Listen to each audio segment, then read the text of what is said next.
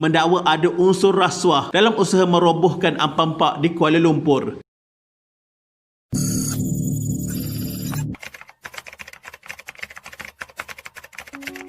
Ampang Park ialah sebuah kompleks membeli belah Malaysia yang terletak berhampiran dengan Suria KLCC di pinggir utara kawasan segitiga Kuala Lumpur.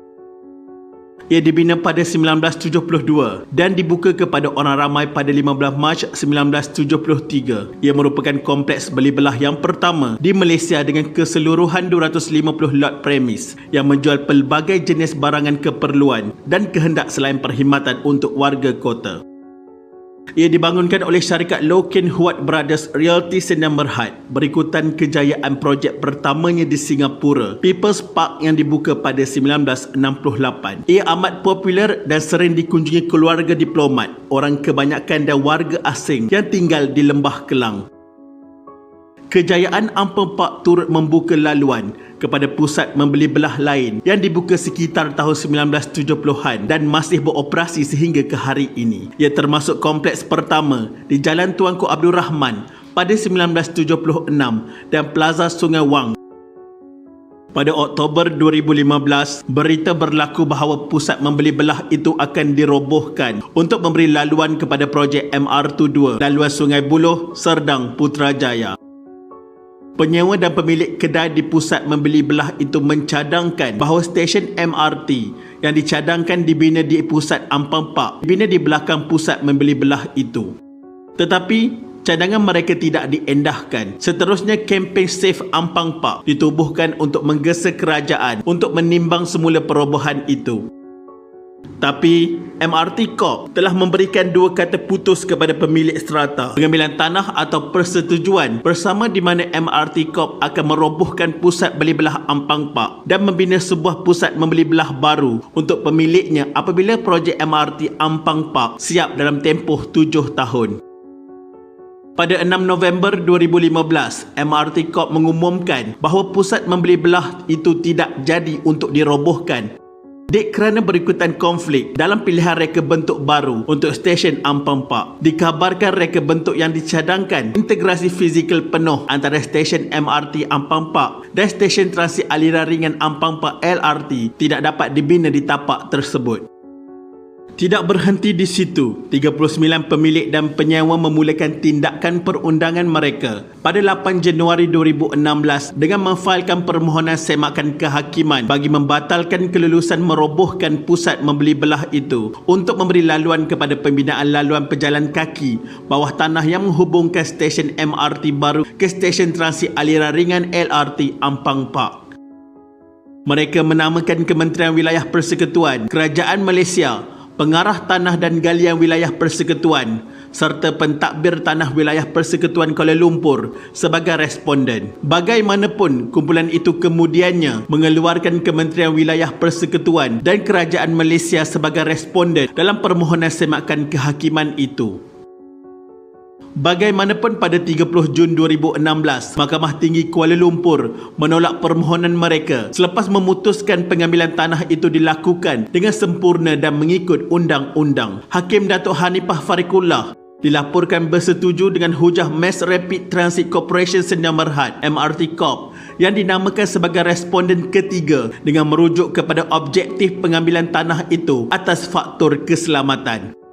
Tambahnya, pengambilan tanah oleh kerajaan mengikut undang-undang dan bertujuan menjadikan projek itu lebih efisien. Menurut MRT Corp, stesen MRT Ampang Park ialah stesen penting untuk laluan MRT Sungai Buloh, Serdang, Putrajaya kerana ia adalah satu-satunya stesen di mana penumpang boleh bertukar kepada LRT Kelana Jaya.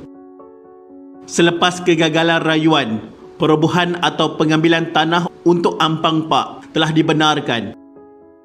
Pada 26 Disember 2017, 70% pemilik telah berpindah, manakala yang lain pula memilih untuk kekal sehingga hari terakhir operasi. Pada 29 November 2017, semua pemilik kedai telah menerima notis bahawa Ampang Park akan berhenti beroperasi pada 31 Disember 2017 dan bekalan elektrik serta air akan dipotong pada keesokan harinya. Pelbagai cerita memori di Ampang Park ini Salah satunya nostalgia bertemu jodoh. Sebanyak 2 kali di Ampang Pak antara memori paling diingati dan akan terpahat dalam ingatan salah seorang pekerja di pusat beli belah itu, Syamsiah Abu, 51 tahun sehingga akhir hayatnya. Syamsiah berkata, bibit-bibit pertemuan dia dengan arwah suaminya pada tahun 1987 dan suami terkini pada tahun 2000 sentiasa bermain di fikirannya menjelang hari-hari terakhir Ampang Pak. Dalam pada itu, Abidah Misran 62 tahun yang telah berkhidmat di Ampang Pak sejak dibuka kira-kira 44 tahun dahulu menyifatkan pusat beli belah tersebut sebagai rumah kedua baginya. Dia yang bertemu jodoh dengan suaminya hanya beberapa bulan selepas bekerja di situ juga akan menceritakan kenangan tersebut kepada anak cucunya sebagai ingatan kepada pusat membeli belah pertama di negara ini. Pada hari-hari terakhir sebelum penutupannya, Ampang Pak telah dipenuhi sesak oleh orang ramai dengan pengunjung yang mengambil gambar terakhir manakala yang lain mengambil kesempatan kepada jualan penghabisan stok.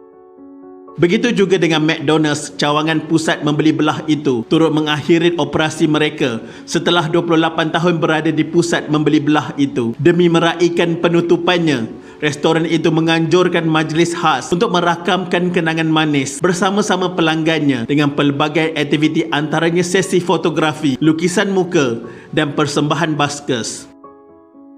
Dalam satu kes lain, Pertubuhan Ikatan Usahawan Kecil dan Sederhana Malaysia Ikhlas mendakwa ada unsur rasuah dalam usaha merobohkan Ampang Pak di Kuala Lumpur. Presidennya Muhammad Rizwan Abdullah berkata, pihaknya ada bukti ada elemen rasuah dan sudah memanjangkannya kepada Suruhanjaya Pencegahan Rasuah Malaysia SPRM. Unsur rasuah ini, SPRM telah membuka 2 kertas siasatan diketuai Datuk Azam Baki berkenaan isu Ampang Pak berdasarkan laporan yang telah diserahkan kepada mereka dan beliau berkata ia sedang disiasat.